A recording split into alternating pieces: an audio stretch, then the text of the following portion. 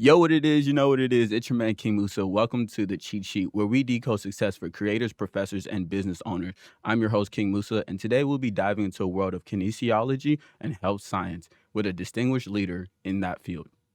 Today, we're honored to have Dr. Wycliffe Njororai, the chair of the Department of Kinesiology at Stephen F. Austin State University, on the show. Dr. Njororai is an expert in sports and health science, and we're excited to hear about his journey in leadership in this field. Welcome, Dr. Njororai. Thank you. I appreciate the invitation, and I'm excited to be here. Yes, sir. Hey, man, I'm excited to have you. I've been trying to study your name all week, but I'm glad we've got it figured out. Yes, sir. Yeah, it takes effort. I texted the dean. I texted my faculty advisor. They're like, you're going to find out when he gets there. So that's pretty exciting. And I'm here. Yes, so. sir. So quick little icebreaker. Do you prefer doing outdoor fitness, like soccer and all that, or do you prefer indoor, the gym, the basketball court and stuff like that? Oh, growing up, it was all outdoor. Okay. It was all outdoor, and my passion is for outdoor sports in terms of participation and engagement and just connecting with the people. Yes, sir. Indoor is a bit stifling. It's the last resort. Yeah. But outdoor is the first priority for me. Okay, yeah. I like that. So let's go ahead and dive into who you are and everything. Can you go ahead and introduce yourself and what you do here at SFA? Very good. So my name is Wycliffe W. Simiyu Njororai. I was born, raised, and educated in Kenya, which is part of the East African bloc that is on the eastern side of Africa. Right. It borders the Indian Ocean. And so I was raised in a huge family. Mm-hmm. We were very many of us as sir. Children. I come from a culture where polygamy is allowed, and my dad had 4 wives at different times. My mom is the first wife, and therefore she holds a very distinct place. Yes, sir. And out of my mom, we were 14 of us. And with just one mom? And my mom was the first wife. Yeah. And she had 14 of us. Bless her. And I'm the 7th born, so I'm right in the middle. In the middle. Yeah, just forgotten about. Yes. And then, but we had we grew up in the country, and we had a farm. Mm-hmm. And we did farming ourselves and grew cash crops and subsistence crops. Selling of the cash crops enabled us to go to school. Yes, sir. Because in Kenya, at that time, you had to pay fees to go to school. So our parents sacrificed, and we were able to go to school, most of us. So I went to primary school, high school. Mm-hmm. And at that time, for you to go to university, you also had to do 2 years of high school, where you specialized in the subjects that then will predict what you would do at the university. And I went through that. So, and at the age of 19, 20, after completing my then A-level and qualifying to go to university, it took 1 year break before you joined university. Okay. And so I took a bit of time at that time to do some work. Right. So I volunteered as a teacher in the neighboring school. And I remember out of my first stipend, we bought a soccer ball. Okay. And created a soccer team for the community. We formed a team. We call it Jumbo Bombers. It's a big name because we're right at the base of Mount Elgon. So, and in Mount Elgon, we have elephants. Okay. So in Jumbo, it speaks to the size. That's the perception we wanted to send out about ourselves. We were a big team. Yeah. I like you. And out of that is when the birth for my passion basically started. Right. So because when we formed this team, one of my brothers was the chairman of the team. Right. And because I was the best player on the team, I was appointed as a player coach. Okay. So I was a player, but also at the same time, I was coaching the team. Right. So for me to coach, I needed to be knowledgeable about the sport. Right. And that's at the age Not of just 19, good, but at the age of 19, 20. So, Right. so I started looking for resources. Mhm. How can I improve myself in order to better these other people? Yes, Because sir. they're looking up to me. And so when the opportunity came now to go to university, when I went to university, I heard about physical education. I said, that is what I want to do. Yes, sir. Because that's what I do when I'm at home. Right. So I went out and registered for physical education. Initially, I was supposed to do economics and English literature, but I dumped those and went to do physical education. Yeah. And that is how my career path basically started. Yes, sir. So from there, I specialized in that. I really enjoyed it. At the university, I was playing soccer. I was appointed the soccer captain, Right. vice captain in my freshman year, and then went on to be the captain by the time I reached my junior and senior year. I like it. So yeah, so I was going to class to be a physical educator, but I was also practicing outdoors because I was actively engaged Right. in sports. I also signed up for a semi-professional club, Mhm. which was taking part in the national league at the level at level two. Okay. So and that also exposed me to different ways of coaching, different levels of competition, Right. and that really pushed me because I had to balance all these, being in the university, a student, Right. being in the university playing sports, and also playing for an external club. Mhm. So that Oh yeah. kept me You very, was very busy. Yeah. it kept me very, very focused. And so by the time I graduated, I tried out to at that time because for us at that time when you trained as a teacher, Mhm. when you graduated, you basically had a job. Right. You were just deployed to a high school straight away. So I was posted to a very rural girls' school. Yes, sir. Yes, sir. So, and in that rural girls' school, there was no chance for me to continue playing soccer. So Right. I started just then being invested in coaching the different sports that were Yes, sir. being offered in that school. But I didn't stay there long. I went back because I had done very well in my university studies, undergraduate. I was called for a master's degree. Mhm. But this master's degree was now in my second subject, which was geography. Okay. But things did not work out because I was supposed to have a scholarship, and then because of bureaucracy, Right. my scholarship fell through. So I went back to my teaching. Yeah. And this time I was not taken to the girls' school. I was taken to a teacher's college where I would be charged with training and preparing physical educators Yes, sir. for elementary and secondary schools. So that's where I went, and I was there for about 2 years. But then I also got another scholarship now to go and pursue a master's degree in physical education.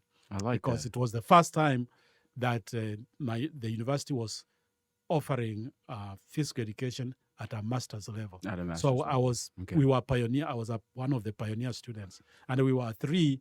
One of them dropped out because he says the scholarship is too little. Yeah. It can't make my ends meet. Yeah. So we remained only two of us, and so we soldiered on. We graduated, and then immediately we were hired at the university because the department was still growing. Yeah. It was very young. It needed new people, Mhm. new young people, ambitious people.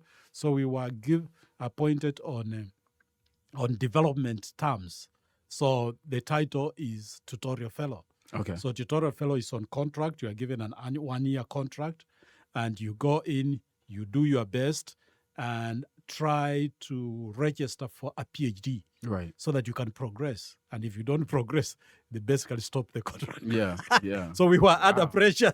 Yeah. So after 2 or 3 years, I was able to get my PhD proposal done. And then from there, it was just getting down to actually working. Yes, sir. And one thing that I did to prepare for what I do now was to be exposed to different sports. Because as a physical educator Mhm. and teaching at the university, you are also expected to teach different disciplines, Right. sports disciplines. So for me to do that effectively, I needed also to deepen my knowledge and technical ability. Right. So I used to go for coaching courses Right. to establish myself. I needed to go for officiating courses to know the rules Yeah. for each sport. So I did quite a number of those different workshops. And later on, when I was had served for a couple of years, and immediately I got my PhD in 2000. In 2000, I was appointed as athletics director. Okay. I was teaching. I was my one foot was in teaching, but now the other one was in athletics. Right. So I was appointed athletics director, and I did that while at the same time continued to teach. Yes, sir. That was in 2001. Then at that time, the institution, which is Kenyatta University, Okay. had basically a school of kinesiology. Yeah. And under the School of Kinesiology, we were there as the Directorate of Sports and Games. And then we also had a Department of Physical Education. Right. We had a Department of Exercise and Sports Science. And we had a Department of Leisure and Recreation Management. Yes, sir. So each one of them was an independent entity, but under the School of Kinesiology. But then in 2003, the university started experiencing financial challenges. Right. And because of the financial challenges, they made an administrative decision to merge departments. Mm-hmm. And therefore, they dissolved the School of Kinesiology and tried to merge all these existing three academic departments into one. Right. And at that point in time, they decided to appoint me as the chair of that newly created department. Oh, wow. Okay. So I moved from being athletics director back to being a chair of the new department, which they called the Department of Exercise, Recreation, and Sports Science. So that's where I was from 2000 and early 2004. Right.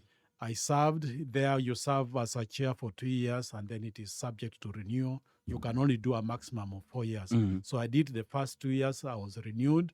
But then something also at the family level happened. All right. My wife, who we were teaching together at the same university, they did not have a PhD program in her program. Okay. So she sought an opportunity to come to the US to advance her studies. Yeah. So she came to Dallas at the University of Texas Women's University Mm-hmm. to pursue her PhD. So that was it. She came in spring 2004. So basically, I was left with children. At that time, of course, we have 3 children. Right. We had the firstborn, the secondborn, those are daughters, and the thirdborn, who is a boy. Yeah. So now I was a head of department. I was, of course, teaching. I was, and now I was the single parent. Wow. Wow.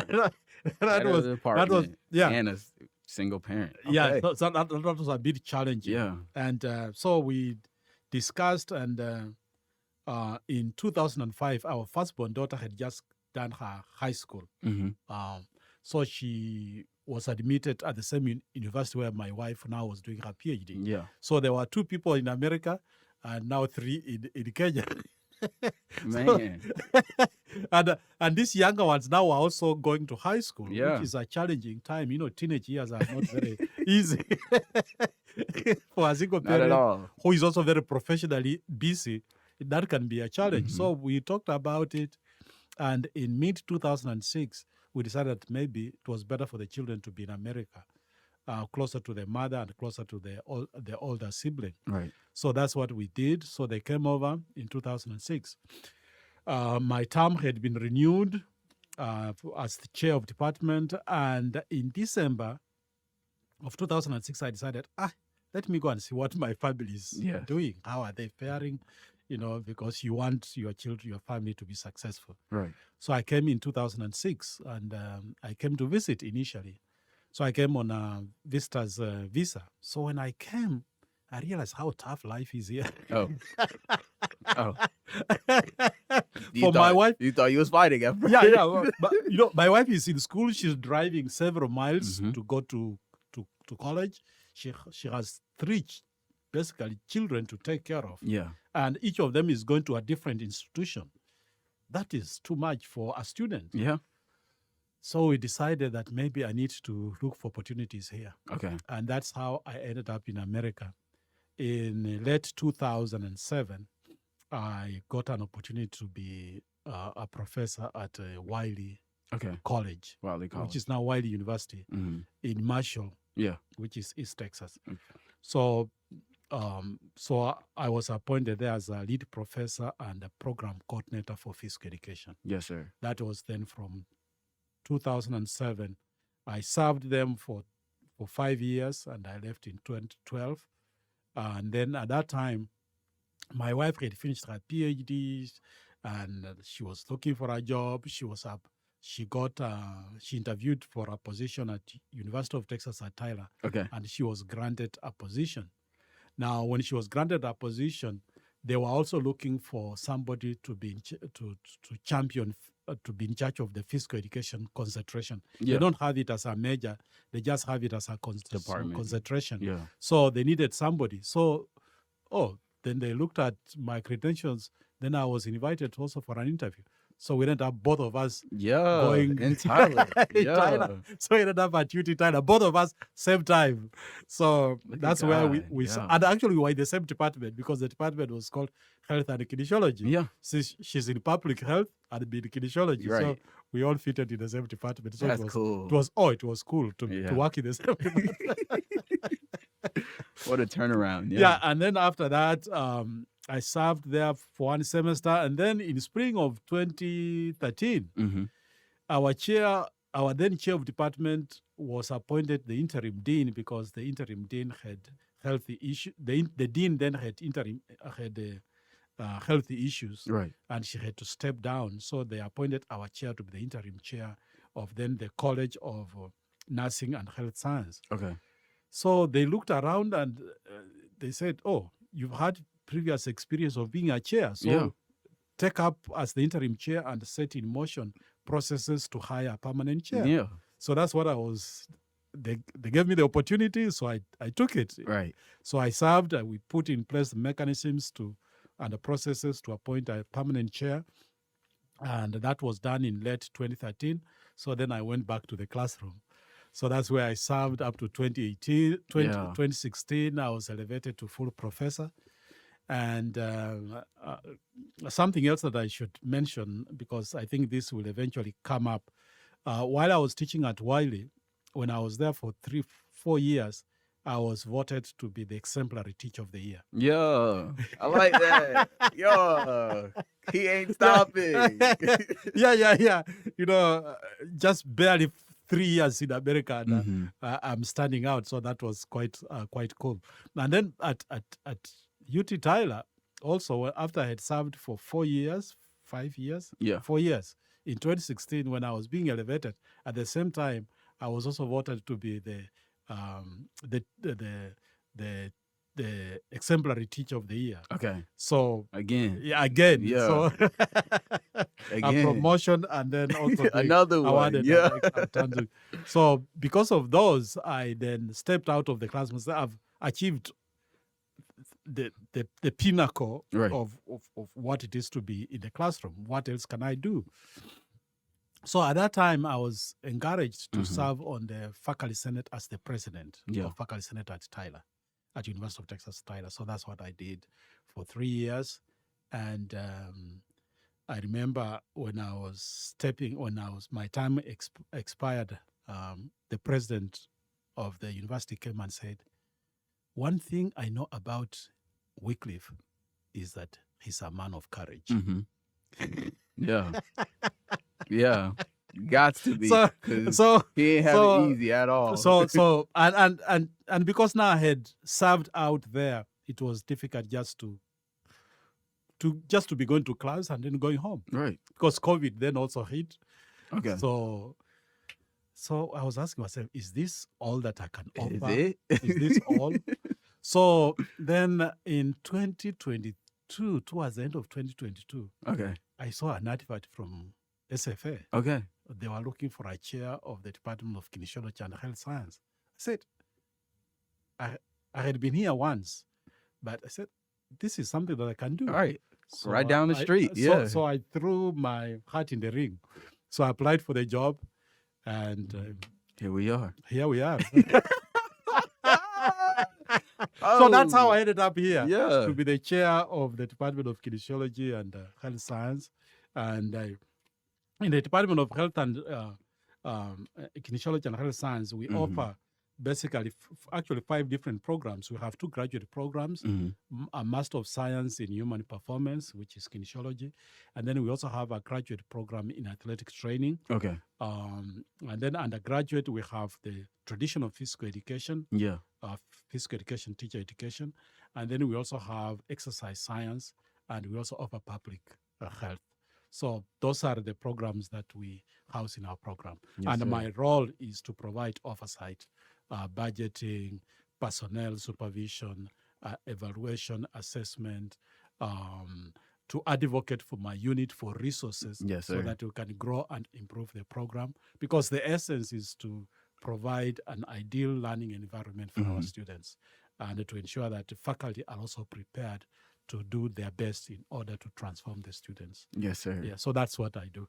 Okay. Now, I learned right now, if I ever give him the questions, he's going to answer almost all my questions at once. Because I'm sitting here like, well, we just found out about his, his upbringing and everything. We found out, what he likes to do. But outside of, kinesiology, outside of, you can't say soccer anymore. We learned that that's definitely your interest. What other passions and interests are you, or hobbies do you do?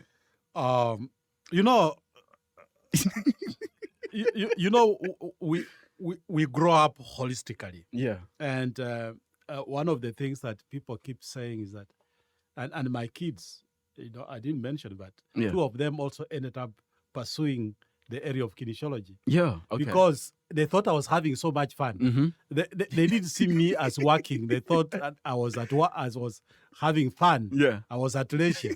So you're at the game. You're in the gym. What are you working? Can you imagine being paid to engage in your hobby? Yeah.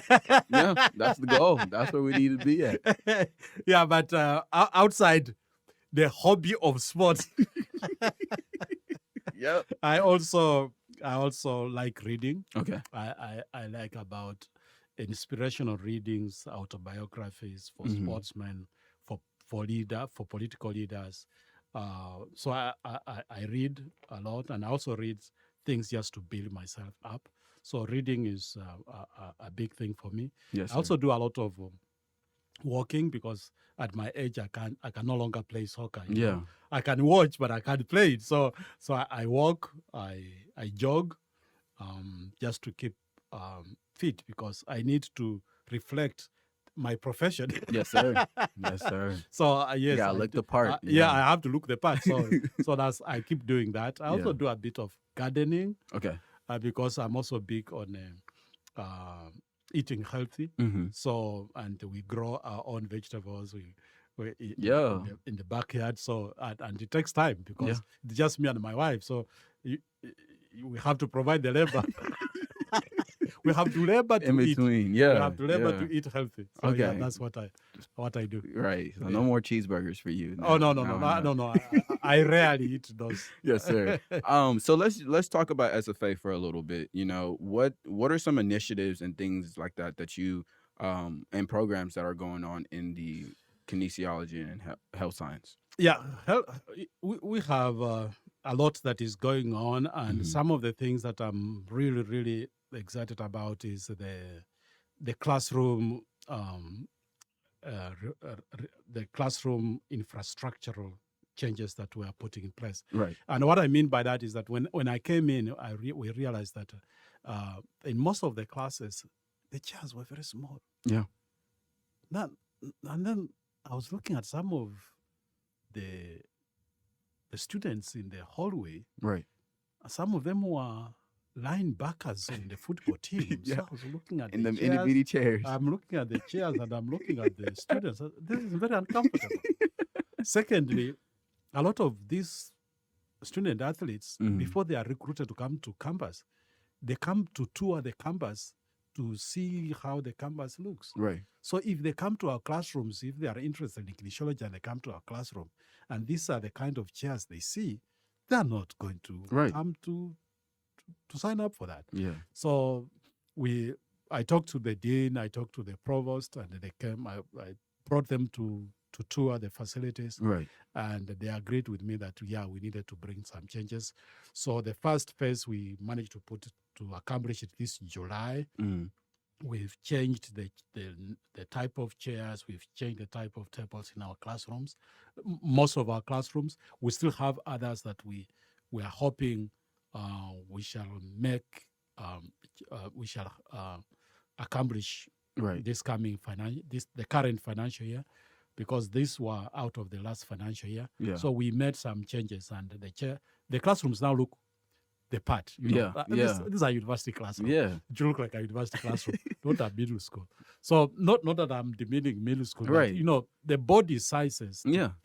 dictate. Had 3 times in size now. Oh yeah. So we needed to upgrade that. So that one we are doing. The other thing I'm also excited about is that for the last 2 years we've had our faculty, especially in the research portfolio, because at the university the saying is you either publish or you perish. Right. So we have to strengthen the scholarship profile of our professors, and I'm glad that in the last 2 years we've had two last year received funding from the UT system to pursue research. They call it STARS, the Rising Stars. Yeah. So we got one new professor who got Rising Stars, and that she brought in something like 160,000. Yeah. Just to invest in her research and scholarship. And then another one was also awarded 20,000 as a startup funds for him to establish himself. Yes, sir. And establish his research profile at the university. So I thought those were major accomplishments on the scholarship front. Then this year, one of our long-serving faculty was also able to secure 100,000. Yes, sir. From the STARS fund, which basically meant to retain productive faculty. Yes, sir. So that 100,000 is going to be invested in the lab, the human performance lab. Yeah. Improve the equipment, improve the facilities, improve the technology, so that our students can have good experiences when they come to work in the lab. Okay. We want them to be exposed to cutting edge technology, Yeah. so that when they live here, when they go out there, they make a huge difference in the world. Yes, sir. So on the scholarship, we are making difference. On the side of professional development for faculty, because they have to continually up the game. Right. Because students are changing. The nature of our students are changing. The nature of technology is changing. Yes, sir. So our faculty must also stay on the edge. Right. So we have to be invested in their professional development. And we are urging them to utilize the services of the CTL, Right. the Center for Teaching and Learning, to upgrade themselves. And the Center of Teaching and Learning has also incorporated new externally provided professional development opportunities through what they call the Association of Colleges and Universities in America. Yes, sir. It's called AQ. So they have programs that are directly dealing with professional development of teachers to improve their content delivery, to improve the way they interact with the students and they engage with the students, so that when the students are fully engaged, then they are better prepared for their careers. So those are very exciting opportunities that are happening in our unit. But one thing that I'm very, very excited about is also last year, in my first year, we put in place what I called the Student Academic Awards, Student Academic and Faculty Recognition Awards. Okay. So we have a ceremony that we hold in April to celebrate the successful students in our in different programs. Yes, sir. Because I said we have 5. So they choose outstanding students from those, and we reward them with gift cards just to say, we recognize you. Yes. We see there is potential in you. Can you step up even more? And then we also acknowledge and recognize outstanding professors. Yes, sir. So we select 3, one for service, one for scholarship, and one for teaching. Mhm. So we also do that. And we have a wonderful ceremony where we invite the university administration, our dean, and all our colleagues to come and witness. It's a wonderful ceremony. Yes, sir. Yeah, Okay. so those are some of the exciting things that are going on Man, there. y'all really making changes up there. Oh Yes, yeah, sir. oh yeah. Change is Um, needed. And so you've been through a long journey. You've been through a tough journey. What lesson have you learned that would impact or change a student who's pursuing kinesiology? Yeah. Yeah, yes. For in terms of challenges, even here I've had challenges. Yeah. You know, Yeah. after our first year, over the last summer, our admin assistant had a baby, Right. and now the issue became, how does she balance raising a baby and coming to work? Hmm. And you know, in Cappadocia, being a small city, I think they don't have enough childcare services. Right. So they were on the queue for so long. Yeah. No opportunity was opening up for them to place their child in a childcare center. Hmm. So they had to make a decision that she needed to quit the job so that she can take care of the baby. Yes, sir. That was a major challenge because, you know, summer, especially towards the end of summer and the beginning of the academic year, is a very busy time. And that was a huge, huge challenge. Definitely. So we had to put in place to look for an alternative, hire a new person. And when you hire a new person, you have to take them through training. So this is what we've been going through. As I speak, that's what we are still doing that. Yeah. Man. Okay. And that's a major challenge that I encountered. But we are on the way to overcoming that. What advice would you give to students? But for students specifically, what I would say to them is that when they are at the university, they should not go through the program anonymously. Okay. They need to be known by name by faculty that are teaching them. I've had cases where students are not known. Right. And it's like they don't want to be known. That is not good enough. You need to be known because ultimately we live in a society where you can't get a job without a reference, whether verbal or written. So who is going to do right for you a reference if they don't know you? So the students have to be known. Whether you are going to pursue graduate school or you are going to look for a job, you must make sure that you are known by your professors, because one of the references has to be somebody who has dealt with you. Yeah. And the professor is best placed to assess you, to interact with you, know your potential, and write about the strengths that you showed 4 years at a university. Yes, surely somebody should know you and know your strength. Yeah. Secondly, just like for me, what informed my eventual career was that job that I did as a player coach on my village team. Okay. Be engaged in athletic passions that will then inform what you eventually do in life. Right. So I encourage students to volunteer. Yeah. Volunteer in community activities. Volunteer. We have a lot of vibrant community activities, whether it is in baseball, soccer, football. Get involved because you are at the university. If you are taking kinesiology as your major, get involved. If you are taking public health as your major, part of the community activities, road races to raise funds for organizations. Get involved, not just as a participant, but also an organizer, because in the process, you are sharpening the skills that will make you stand out. Yes, sir. I am who I am because I started leading very early in life.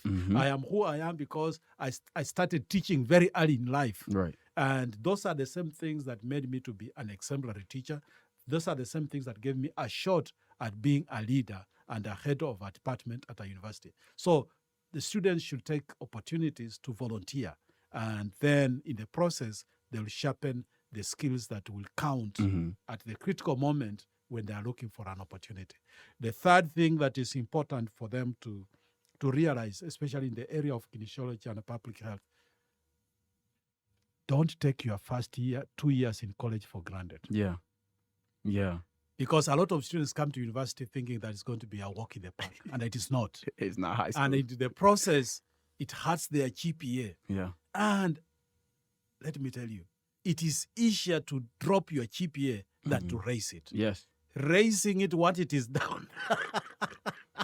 It ain't changing much. No, it is hard. Yeah. And some of those professions, the expectation is very high. Right. The requirements are very stiff. The opportunities are very limited. Mhm. So right from the word go, especially if you are a freshman, you are a sophomore, Right. you need to ensure that you safeguard your GPA. Mhm. Make sure that every assignment, every course, it counts. Yes, sir. It counts. And there's one thing I keep telling students: procrastination should be divorced the moment you step on the Right. university campus, Yes, sir. because it doesn't serve you well. It doesn't serve you well. Yes, sir. Procrastination has to be divorced. Thank you. Thank you. Thank you, Dr. Njororai, for sharing your insight and experience with us today. It's been inspiring to hear about your leadership and exciting work happening in the kinesiology department at SFA. Remember, listeners, success in any field starts with a commitment to learning and growth. Subscribe to the Cheat Sheet and follow us on social media and stay connected. This is King Musa signing off, encouraging you to stay active and keep pushing forward.